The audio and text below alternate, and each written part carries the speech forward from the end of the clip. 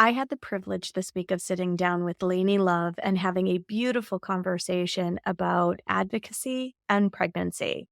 Whether you have been pregnant, plan to become pregnant, or are thinking about another pregnancy, this is an episode you won't want to miss. Hi, I'm who is passionate about women's health and helping women live their best lives. My goal is to put you in the driver's seat of your menstrual health, offering period solutions for a symptom-free life. Statements made in this program are for educational purposes only and not intended as a substitution for medical consultation or advice. We do not claim to diagnose, treat, or cure any diseases. This podcast is inclusive and welcomes all gender identities. The focus of the program is on biological function, and we will use the term women throughout, but it is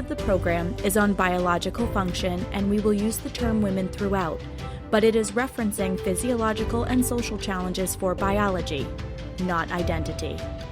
Come as you are, I am happy you're here and welcome all performances of identity.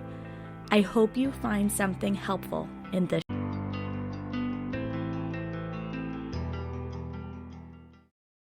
Welcome back to another episode of the Reproductive Rebel podcast. I am so excited to share a conversation today with Lainne Love. Welcome to the show, Lainne. Hi, thank you so much for the joys and the privilege of what it means to be a mama and the effects that has on your heart and your body and your development. So this is really exciting. So just from that introduction, can you all tell why I have this amazing person on the show today? A little bit about yourself, Lainne. Well, I am a mom, a proud mama to a little boy, and he's a neurodivergent child. And I am an award-winning coach, and I'm a best-selling author. And I really love helping people to birth their bigger missions in this world so that they can leave their legacy of love and be living the life that they dream of having. And I'm so passionate about that because it's been a lifelong journey for me to get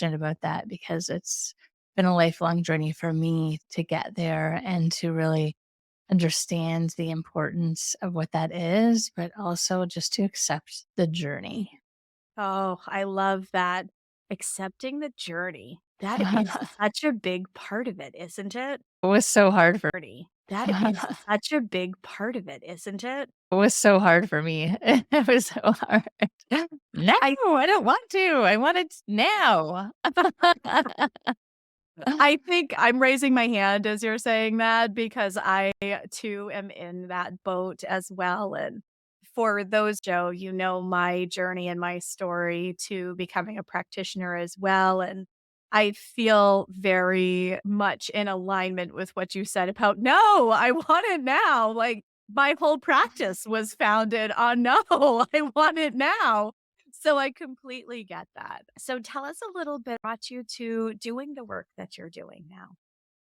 My gosh, it's, like most of our stories, it's so like long and twisty and windy and there was no, you know, straight line A to B. There was lots of pivots. There was lots of pivots and lots of falling down, lots of figuring it out, lots of mistakes, lots of frustrations, lots of success and lots of beautiful things too.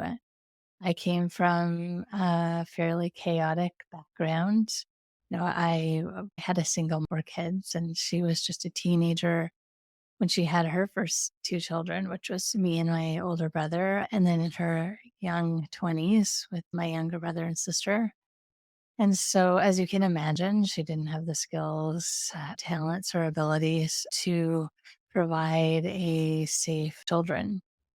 She did a lot of great things. She finished high school and went to nursing school and worked while she had us. So she would provide a lot of positive examples, but I endured a lot of trauma and abuse as a child. And so that shaped my world tremendously as it does. And I didn't know anything to figure out, to know what I didn't know. Because how can I know something if I don't know it, if I never experienced it, or if I'm just like this, fish in this bowl of water and I don't know there's an ocean out there Mhm. because I've never experienced the ocean. And I think a lot of people have that experience, and that led to a lot of frustration. And that led to a lot of frustration for me. It's like, I want these things and I have no idea how to get it or how to relate to it or what that even looks like. And just like constantly hitting myself against a wall is that's what it felt like. And so the journey has been like cracking. That's what it felt like. And so the journey has been like cracking down that wall and figuring out how to get to the other side. And even also, like, what do I want that's on the other side? Because limitations are something that we all experience. And we all have an idea of different possibilities, dream big for our lives, or maybe we're not even dreaming big because that's the limitation. So the journey has been really humbling and really beautiful and really hard and really worthwhile. Absolutely. And it makes it the fact that you're a proud mama. So Yeah. with the journey that you went on to get to where you are now, let's talk about how it feels when you step into being a parent for yourself. Oh, Lord. Being a parent is like, I can't for an experience as a human being. Being a parent is a tremendous opportunity to become the greatest version of yourself possible if you rise to the challenge. Mhm. Because you will be tested at every moment.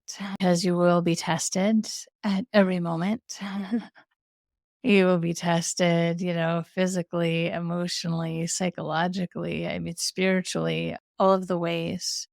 And I'm grateful for that because it really cracked me open. And I think the experience of having a child is really cracked me open. And I think the experience of having a child is like your heart grows legs and walks outside of your body.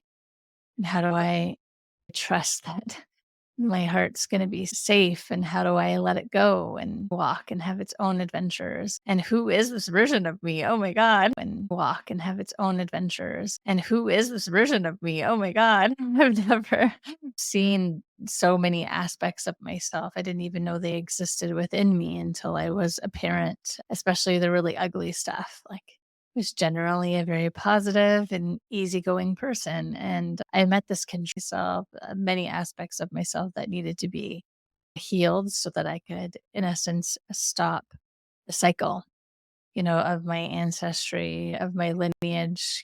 Each of us have that opportunity when we step into any role within our family to stop patterns, to myself reliving those patterns. I also saw that I did not want to relive those patterns. So I heavily invested in stopping that cycle and creating a new opportunity for my family and my lineage. Oh, beautifully said. Beautiful. And my lineage. Oh, beautifully said. Beautifully said. I feel very much the same way. Parenthood has challenged some of my beliefs. It has challenged my patience. It's challenged my cadence. It's challenged my communication skills in terms of finding as many ways possible of articulating myself before I start to lose my temper. It's really amazing how becoming a parent really stretches and works those muscles and it really stretches and works those muscles and encourages us to take introspective moments to be like, well, why did I respond that way? And why do I feel that way? And I find myself asking this question a lot, especially as I'm walking around outside of your body. And, you just want to protect it and you want to save them from all of the things that hurt you or could hurt them, or you just want to wrap them in bubble wrap, and you absolutely can't, because they have to have experiences that shape who they are, and they have to live, because it's hard, and it really does invite you to take a look at that balance in terms of, how far is still safe and yet continues to give them the independence. I'm currently working through that exercise because at the time of this recording, my kid is 12 and a half, and I have a little one on the way. And so it's definitely challenging when they want more independence and you see all of the scary things in the world that could potentially harm them. And I remember when I was pregnant with my daughter, who is now 12 and a half, because my family is blended. So I adopted my older children a few years ago and went from being a single parent of 18-month-old to, well, she was almost 2 at the time, to being a parent of children. You grow along with your children. So all of a sudden I had 2 children who were at a very different developmental age than my own biological child, and I was like, "Oh," and so I had to grow really fast in order to, like, meet them in that space that they were in. But I found that my pregnancy journey side of me that I didn't even know was there, and that mama bear instinct. I remember the first time it reared its head, and I felt like I needed to stand my ground. And as somebody who really didn't like confrontation, was not somebody who went looking for a fight anywhere, that level of I need to protect my child was so strong and literally came roaring out of me from the depths of my body and advocacy for myself and for her took on a totally different experience, meaning, feeling. Gosh, there's so many words I could put in there. It was an embodied experience like nothing I had ever experienced before. I can understand that, all of those shifts that take place just as you're getting ready to become a parent. And there aren't things that you can know until you experience them. But yeah, learning the impact and real meaning of the level of responsibility you have in bringing in life to this world. And then you have the opportunity to examine, like, wow, what kind of choices am I making? And what do I really want, instead of numbly going through our victim to that, where I don't, spend a lot of time thinking about things because it doesn't really affect me, or I don't think about it because I'm doing something else. And yeah, when you become a parent, then you have to all of a sudden, this avalanche of different possibilities and different things that you have to think about that you've never myself and my body, and what do I want this journey to look like, and what do I want my child to come into, and what kind of tools am I going to use to facilitate that journey, and what do hospitals do, and what do midwives do, and what setting do I want, and what does that mean? I mean, it's fun, and it's also really, really important, because as we learn what the impact of all of those choices are, not only on our own well-being, but on the development of our children when they're coming into the world. I mean, gosh, the amounts of ways, gosh, the amounts of ways, even though I have all of these tools, like the amounts of ways that I have, you know, caused my child to need therapy in the future, regardless of, what it is that we're doing. So, what it is that we're doing. So, like, I throw that disclaimer in there. Everybody, you're all doing your best. We're all doing our best. And you're not going to do it perfect. And your kids are going to have challenges, and you're going to make mistakes and all of those beautiful, wonderful things with them. So, to not get too overwhelmed and, "Oh god, so many Yeah. choices and every little thing that I've done has now had this effect." Yes, it is true, and it's okay. It's okay. I love that. It's so true. I remember trying to make like I sat down with my midwife. I think I was late 20 weeks with my daughter, and she sent me home with a packet of like all kinds of things to read about what epidurals do and what pitocin does and what they are. Let's just start that. What they Yeah, what they actually are. are and start that. What they Yeah, what they actually are. are and, potential challenges when using them and all these kinds of things. And it was all done from a well intentioned place of, I want you to be able to make aligned choices for what feels good for you.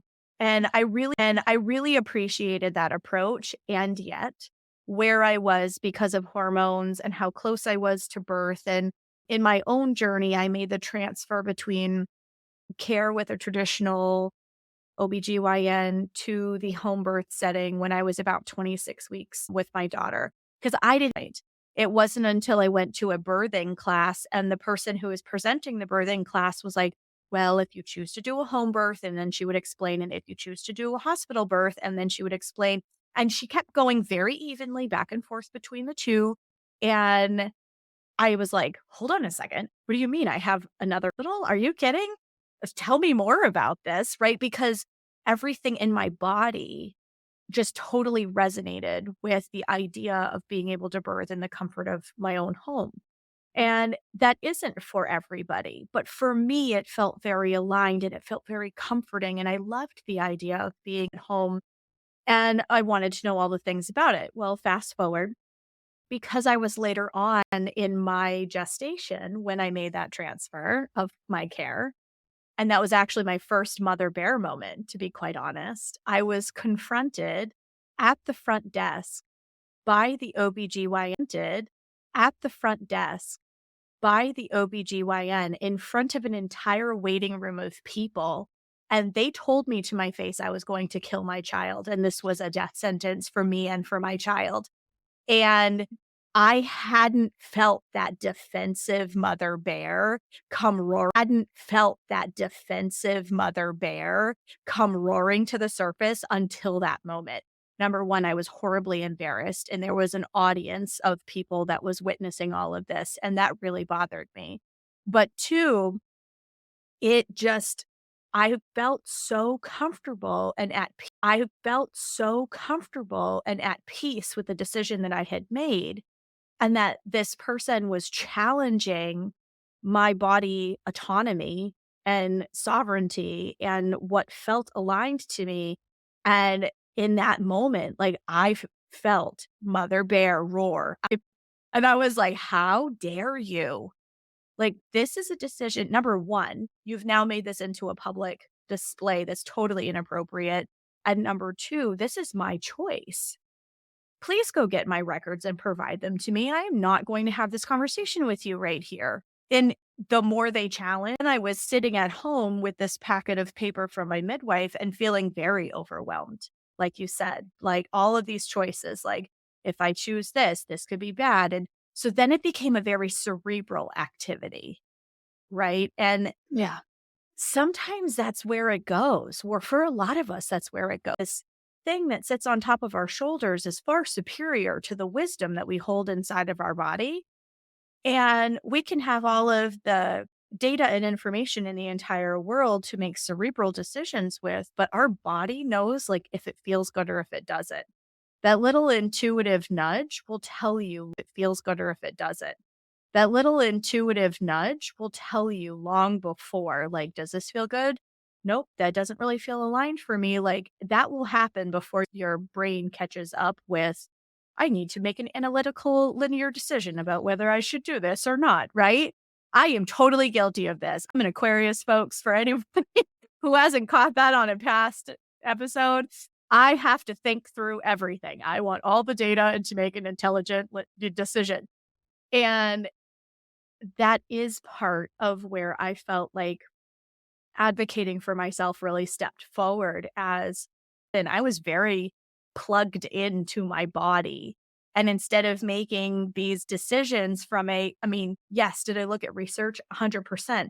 But then in my body would be like, yes, this feels good. No, that doesn't. And I was so much more aware of that decision making process so much more aware of that decision making process being facilitated that way that I stopped. I had to sit down with myself and have a conversation with myself and be like, Adrian, yes, you have a lot of information on the table in front of you, but mothering, there is a big piece of it. There is a big piece of it that biochemically we know what to do and how to do it. And you have to trust that your body knows what to do. It's Yep. going to be okay. Amen to that. Yeah, that's all true. And that's where the examination and that overwhelming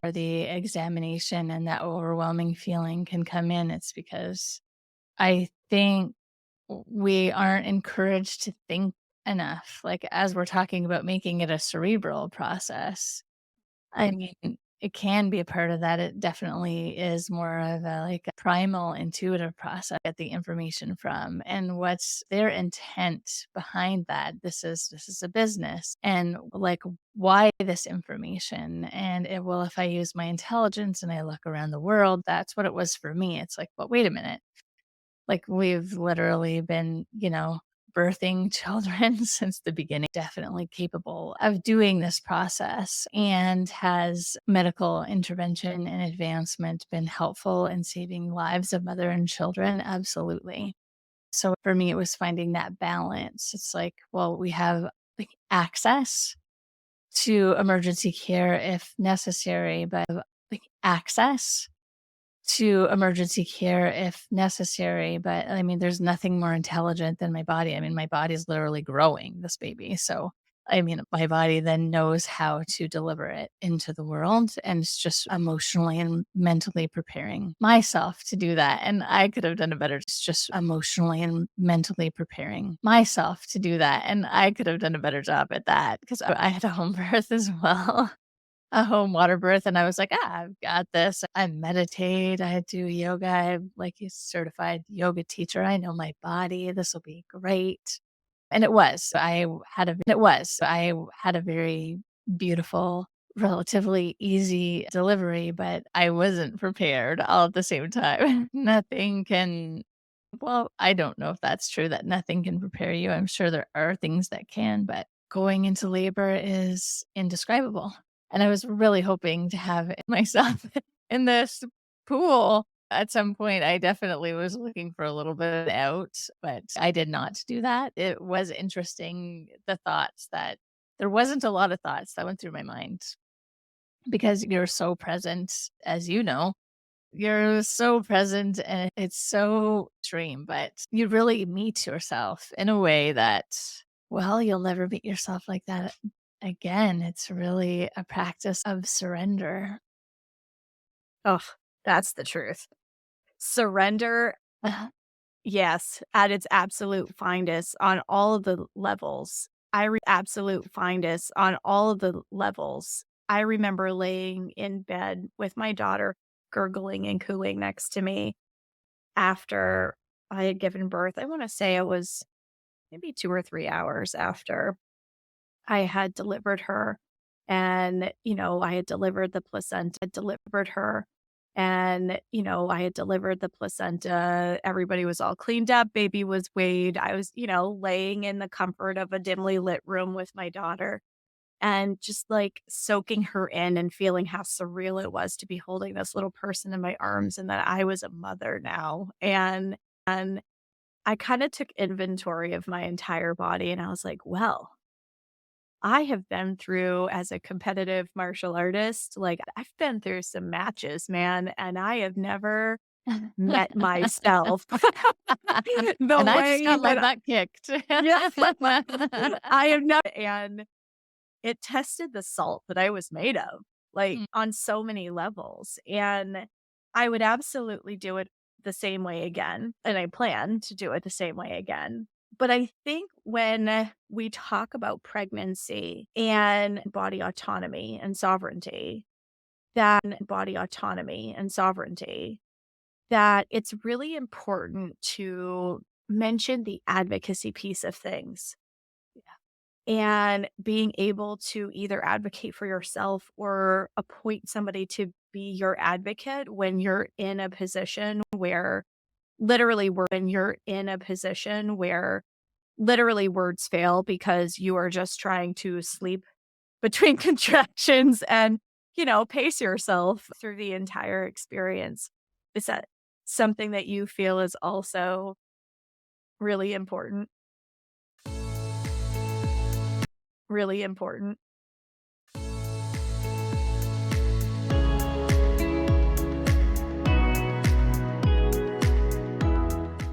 I'm going to pause this incredible episode to share an opportunity for you to join me as a reproductive rebel. As you know, I'm a holistic women's health, disrupt a healthcare model for women and provide natural and effective solutions for all phases in a woman's life. Do you feel called to make a difference in women's health? Whether you are already a practitioner working in this space, wishing to add to your toolkit, or you are just a passionate rebel with a calling to make a difference for others, practitioner program is open for enrollment. I am looking for passionate, committed, and heart centered people who desire to make a difference in the women's health space and desire to make it a place where women feel seen and heard, where their needs and concerns aren't gaslit, but really taken seriously. Their needs and concerns aren't gaslit, but really taken seriously and met with compassion and education to help them reach their goals. Does this sound like you? If so, please check out the program link in the show notes and schedule a one-on-one talk with me or join a free information session. Or if you know that with me or join a free information session, or if you know that without a doubt this is where you want to go, enroll and get started today. Together, we will make a difference for the future of women's healthcare. I can't wait for you to join me.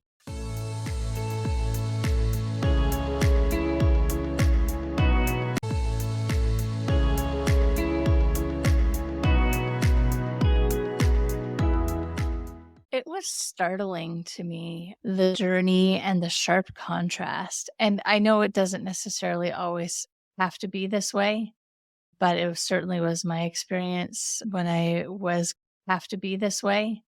But it certainly was my experience when I was going to the doctor versus when I was seeing my midwife, the sharp contrast of judgment that I experienced at the doctor's visits. It was short, it was curt, age and my choices, again, home birth. I was surprised by going in and almost every time feeling like I was going into battle. Like, all right, I'm going into my appointment today and I'm going to have to defend myself versus and there was a zero judgment. At least that was my experience again. And I'm not saying that it necessarily is always that way. It was just something that I was surprised by noticing that sharp contrast. And I didn't go in preparing myself thinking that I had to.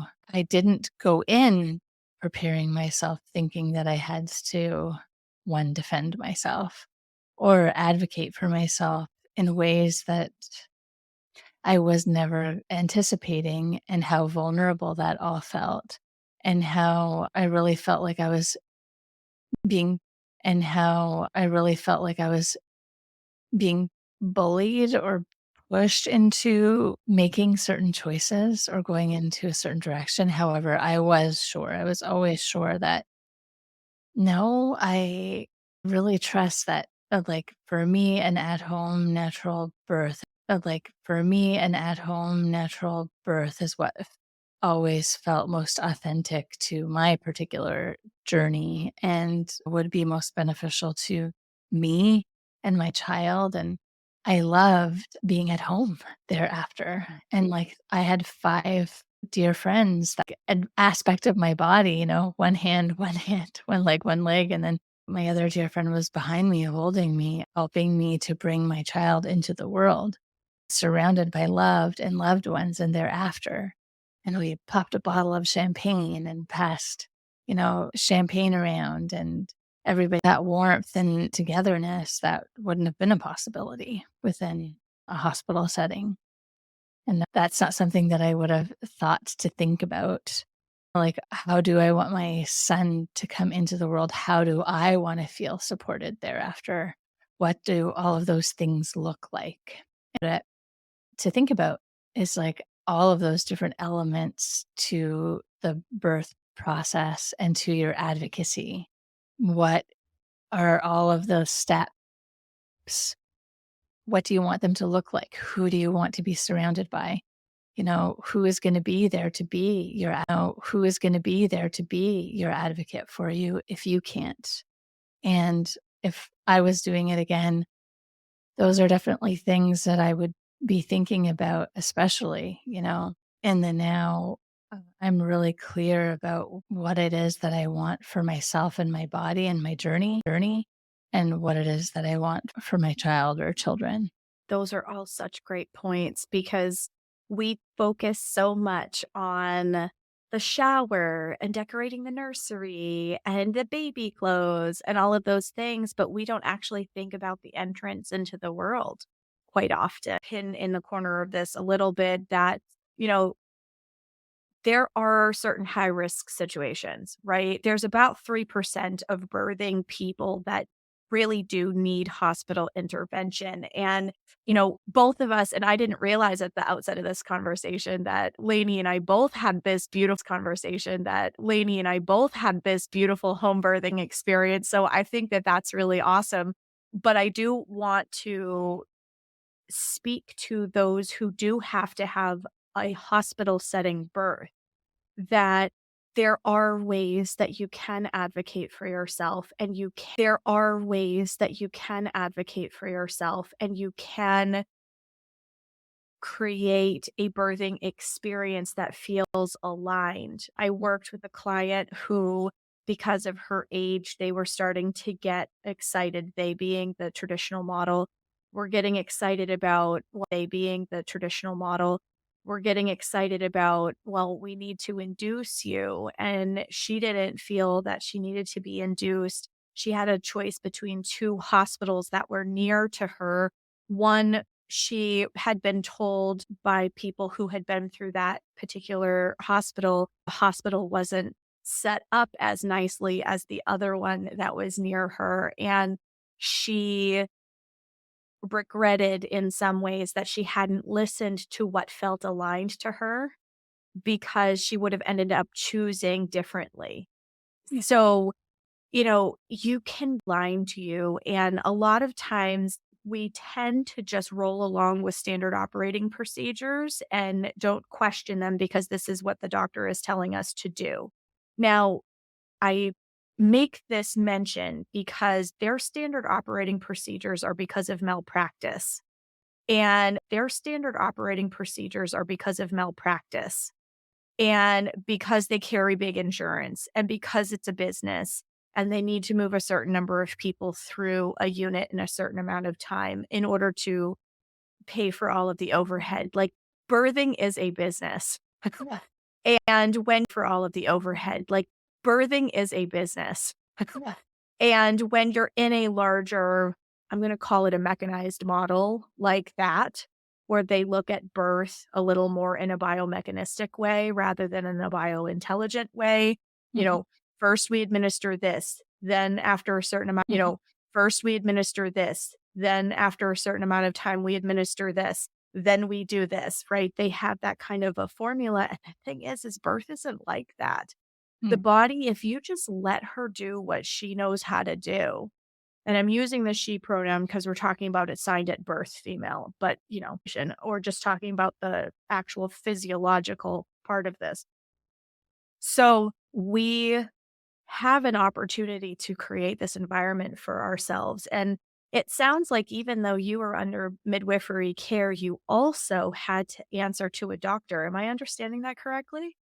Yeah, because this isn't a conversation about you need to choose this or you need to choose that, or if you don't choose this, then you're somehow not enough or you're failing or you're not good or whatever that is. It's just that I don't think that even knowing that this possibility is an option and or the benefits, like, it's not presented and it's not talked about on the day to day, really. It's always, it's your one alternative friend or, or your friend of a friend, or it definitely used to be more that way. And it shouldn't be alternative because we are designed, as I said, like we're designed to be alternative because we are designed, as I said, like we're designed to be able to give birth. And yes, there are amazing positives and benefits to medical intervention, and the medical intervention has saved lives. And it's also not saved lives. So Mhm. it's just like looking at both sides of the coin, so that when you are going to make your decision, whatever that decision is definitely the right choice for you. You have more information than what you started off with so that you can get to the point where you actually feel like you got to pursue, okay, this is the best one for me. And what I was disappointed in was that, and it's not always like this because I've also had friends that have had really supportive medical doctors and allopathic medical practitioners be supportive. But I was surprised that instead of presenting, there was a lot of judgment around it. Instead of empowering me to make the choice that felt best for me and how it is that I could make that choice the most safely, I was just met with scorn and judgment. And that's not helpful. And that certainly didn't make me feel like I could instill a lot of trust into them. However, I saw that it was important for me to go to a medical doctor for some certain big checkups just to make sure that everything was progressing. And once I was sure that I was fine, then, I was able to distance myself from that until that I was fine. Then, I was able to distance myself from that until then my son was born and did all of those checks. But just know that you have choice, know that you have options, and start to research and discover what those possibilities are. Have fun. And I love that you talked about, we have these parties to celebrate, but we don't have parties to consider the impact of what this change is bringing into our lives and what all the multiple levels of those changes are. New party. I like that. Yeah. I really do. And something else as you were talking, it made me think to also mention Lainey is in Canada and I'm in the United States. And just listening to what we've recorded so far, do you hear the similarities? So, and being ostracized by my OBGYN when I asked for my records to make this transfer. Lainey had a similar experience where she felt like she had to go into these doctor's appointments and defend the decision that she was making. I found myself defending that decision after I gave birth to my daughter because I had to go back to a provider and be cleared to go back to work. And they were like, "What do you mean you had a home birth? What do you mean you didn't this or didn't that?" And then my provider goes, "What do you mean you did this or didn't that?" And then my provider goes, "What do you mean you didn't have any tearing?" Yes. I'm Me like, neither. that's the magic of a home birth. Like, I wasn't Yeah. fighting my body, I was working with my body, and my daughter and I were working together to bring her into the world. Like, there was now if I need to be transferred to the hospital, I want a really skilled OBGYN who's gonna meet me with compassion when I get there. But I also don't wanna be forced into a situation, at least this is my personal feeling, I don't wanna be forced into a situation that doesn't feel aligned to me in order to birth my baby because I don't even realize I don't have other options. That's why Yeah. I transferred my care halfway through my pregnancy because I didn't even know home birth was an option. I've And heard then that a couple of times. And yeah, just a disclaimer, I am Canadian and times. And yeah. just a disclaimer, I am Canadian and what I have said definitely applies absolutely to Canada. But I did give birth to my son in California. He was born in the United States. Ah, okay. So Yeah. I think that's very interesting because ethically and, the culture Mhm. is very similar in Yeah. terms of how it's communicated, how it's shared. Like, I found that after COVID, there were enough people here in the United States that started going, "Oh, I don't feel safe birthing in a hospital. I want to birth at home." And there was this huge boom in home births becoming more popular, more widely understood and known about. Midwives became a lot more in high demand. And I feel like the stigma has shifted a bit Yeah. over the course has shifted a bit Yeah. over the course of the last 4 years, which I think is really beautiful because I got a lot of questions from the traditional model about it. And then there's a whole bunch of questions around vaccinations and all of that. And that's a totally different topic. But essentially, to highlight parents make that feel aligned in the care and well being of our children that sometimes align and sometimes are slightly out of alignment with I'm going to call it the traditional narrative, right? Like we Mhm. only think we birth in hospitals. We think about all of the movies that you see on TV. They Yeah. tell the birthing person who's screaming their head off, mind you, to bear down and push with their legs in an unnatural birthing Yeah. position, and this is the No wonder they're screaming. this is the No under wonder they're screaming. No wonder they're exactly. screaming. I Oh. was saying with the amount of back labor I had, like, I totally could not have labored in that position.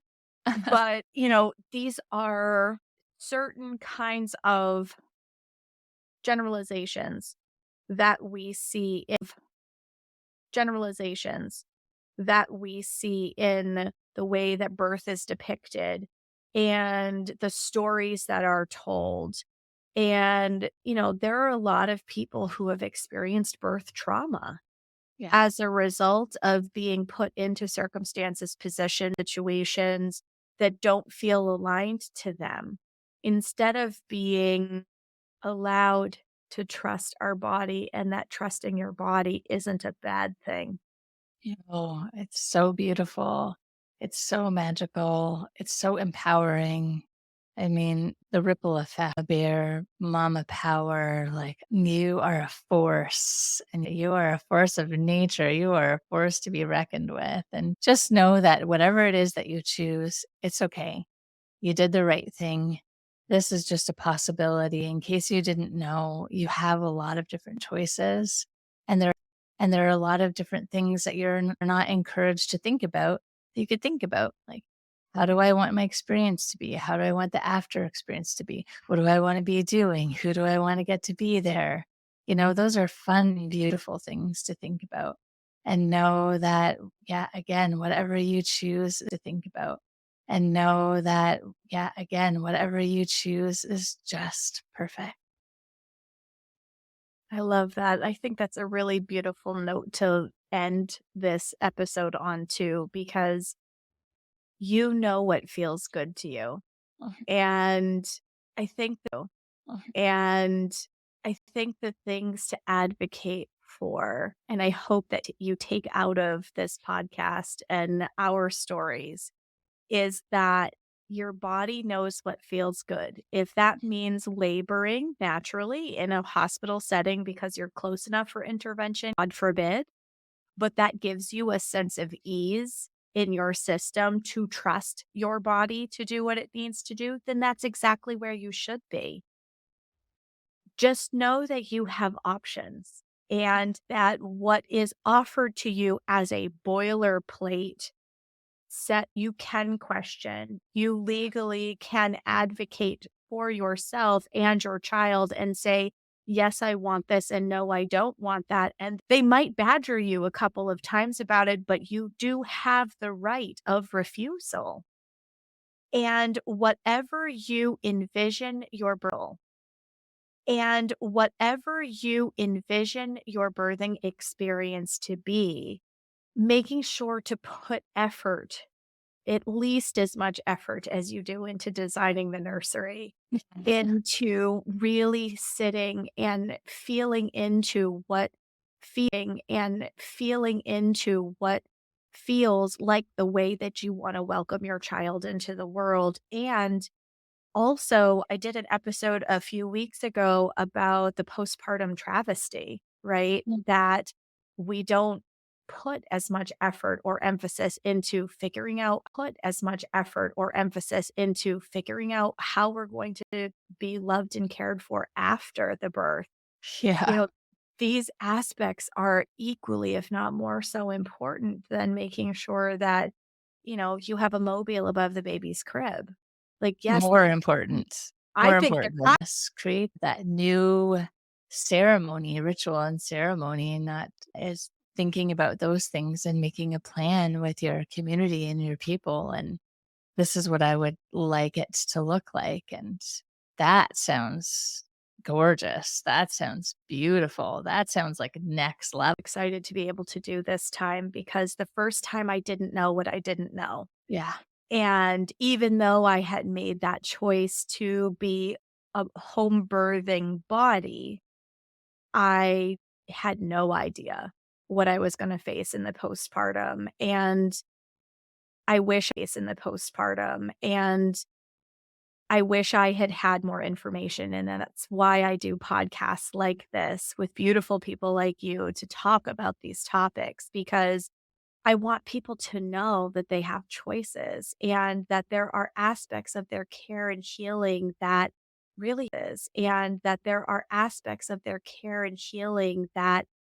are sacred and, like you Yeah. said, ceremonial.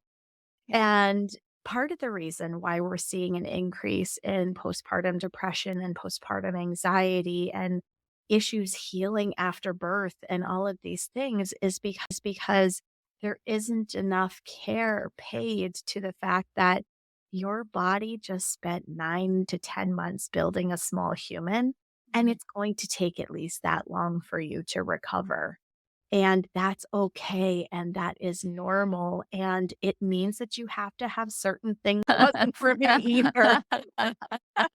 And that's one of the things that I really regretted. I had a beautiful home birthing experience with my daughter, and I wouldn't change any aspect of that for a second.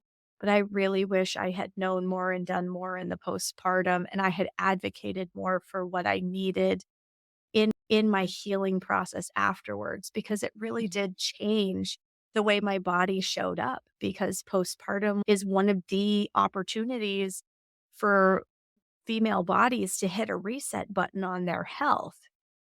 And it's so important to be able to take care of yourself during the time frame, and it really does start with the birthing experience Yeah. and everything that follows after that. And so I'm really looking forward to leaning into all of the this little guy's coming into the world, a ceremony around this little guy's coming into the world and Beautiful. the healing afterwards, because we deserve that. We used to do this in villages and communities and multi-generational family units that used to look after one another. And so, legend is going into the future because we don't live in these multi-generational family units anymore. But it doesn't mean we can't create that same kind of experience. Exactly. So I look forward to hearing what everybody's feedback is on that and what it is they're going to be creating. And leave your home with your baby. You don't see anybody. It's just you and your baby, or you and your husband and your baby, who's ever just in your home, and you just bond and you nurture each other before you set out into the world and are introduced to your extended family and I think that's really, really beautiful. But Mhm. just as an example of the many possibilities that you can create with your family. Absolutely. Well, this is an amazing absolutely. Well, this is an amazing moment in time where we are starting to see a shift Yeah. in the birthing experience and the narrative around birth and birthing bodies. And so I really feel like this conversation is just so timely. So I really feel like this conversation is just so timely. So thank you so much for joining me today, Lainey. I really appreciate it. Thank you so much for having me. I love talking about being a mama. I love talking about ceremony and ritual and like self advocacy, all these, that fierce side of you that gets birthed or reinvigorated when you become a mom. So thank you so much for having me. And congratulations to you, mama, and your new Thank you. baby. Thank you. I'm so excited to welcome him into the world, that is for sure. So if you've loved this conversation, please chime in. Let us know that you've loved this conversation. So easy. I'm really lucky. It's just Lainne.com, LAINNE.com. You can find me and you can book a call. You can just read some information. You can find me also on Instagram at Lainne Love. I'm so easy to find. Wisdom with our listeners. And it sounds like we might have to do this again. Yes. Yes, please. Thank you for joining me for another episode of Reproductive Rebel. Reproductive Rebel is recorded by certified peri-steam hydrotherapist and acutonics practitioner, herbalist, and Chinese nutritional therapist, Adrienne Irizarry of Moon Essence LLC. If you are interested in setting up an appointment for one-on-one support, ordering from our store, or checking out our course offerings, visit our website at moonessence.life. Be sure to subscribe to our newsletter, moonessence.life. Be sure to subscribe to our newsletter and get insider information on upcoming events and offerings. Join the conversation. Like and follow us at MoonEssenceMe on Instagram, Facebook, or LinkedIn. Your voices make this program possible. Continued support.